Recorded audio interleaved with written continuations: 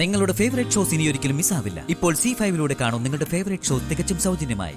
പറഞ്ഞാലല്ലേ അതിനെന്തെങ്കിലും പരിഹാരം ഉണ്ടോന്ന് നോക്കാൻ പറ്റൂ.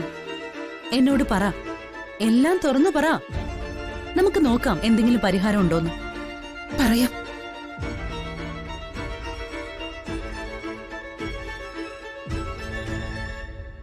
ഡിഗ്രി കഴിഞ്ഞ ഞാൻ UK-യിൽ പഠിക്കാൻ പോകുന്നത്. അപ്പോഴാ ആനന്ദിനെ പരിചയപ്പെടുന്നത്. ആദ്യം തമ്മിൽ നല്ല സൗഹൃദമായിരുന്നു, പിന്നെ ഇഷ്ടം, പ്രണയം. പെട്ടെന്ന് ഞങ്ങൾ ഒരുപാട് അടുത്തു കഴിഞ്ഞു. പഠിപ്പ് കഴിഞ്ഞാൽ അച്ഛനോട് പറഞ്ഞ് വിവാഹം കഴിക്കാന്നൊക്കെ അന്നേ ഞങ്ങൾ തീരുമാനിച്ചിരുന്നതാ. എന്നിട്ട് എന്തു പറ്റി? അച്ഛൻ എതിർത്തോ? ഇല്ല ചേച്ചി, എന്റെ ഒരു ആഗ്രഹത്തിനും അച്ഛൻ എതിര് നിൽക്കില്ല, അതെനിക്കറിയാം. അമ്മയില്ലാതെ വളർത്തിയത് അച്ഛൻ എന്നെ. കൊള്ളാം, എല്ലാം പോസിറ്റീവായ കാര്യങ്ങൾ. പിന്നെ എന്തു പറ്റി ആ ബന്ധത്തിന്? അത് ചേച്ചി, അവൻ ഒന്നാന്തരം ഒരു അഭിനേതാവായിരുന്നു. എന്റെ മുന്നിൽ ഒരു നിഷ്കളങ്കനായും സദ്ഗുണ സമ്പന്നനായും ഒക്കെ അവൻ അഭിനയിച്ചു. പക്ഷെ യഥാർത്ഥത്തിൽ അവനൊരു കൊള്ളരുതാത്തവനായിരുന്നു എന്ന് ഞാൻ അറിഞ്ഞതേയില്ല. ഒരേ സമയം എന്നെപ്പോലെ പല കാമുകിമാരും അവനുണ്ടായിരുന്നു. പിന്നെ മദ്യപാനവും മയക്കുമരുന്നും ചൂതുകളിയും കൊട്ടേഷൻ എടുക്കലും. He was a real troublemaker, a bad guy. ഞാനത് തിരിച്ചറിഞ്ഞത് വളരെ വൈകിയ. ശരി.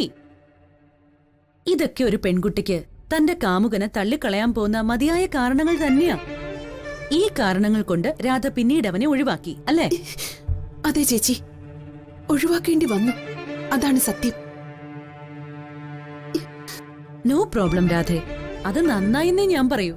സമാധാനത്തോടെ സന്തോഷത്തോടെ ജീവിക്കാൻ ആഗ്രഹിക്കുന്ന ഏത് പെൺകുട്ടിയും നീ ചെയ്തത് തന്നെ ചെയ്യൂ. പക്ഷേ ഈ ആത്മഹത്യാശ്രമം എന്ത് കാരണത്തിലാണെന്ന് മാത്രം വ്യക്തമായില്ല, അത് പറയൂ.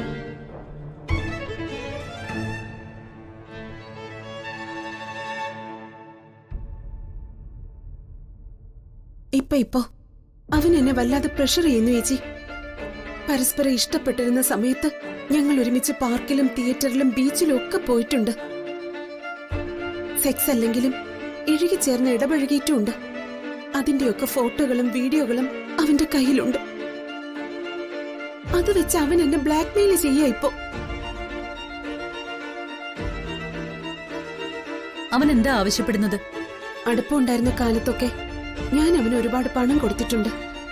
അവനുമായി യോജിച്ചു പോകാൻ കഴിയില്ലെന്ന് ഞാൻ തുറന്നു പറഞ്ഞപ്പോ അവൻ വലിയൊരു തുക ആവശ്യപ്പെട്ടു, ലൈക്ക് എ കോമ്പൻസേഷൻ.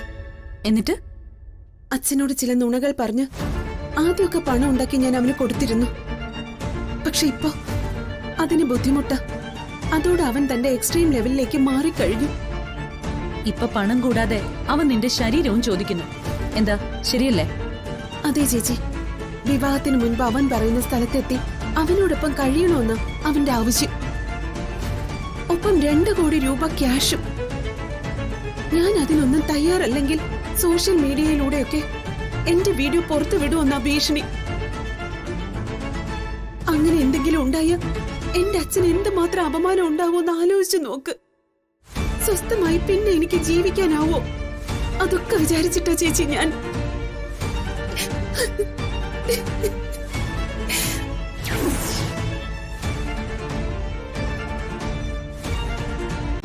ഡൗൺലോഡ് ചെയ്യൂ C5 ആപ്പ്. കാണൂ എല്ലാ എപ്പിസോഡുകളും സൗജന്യമായി.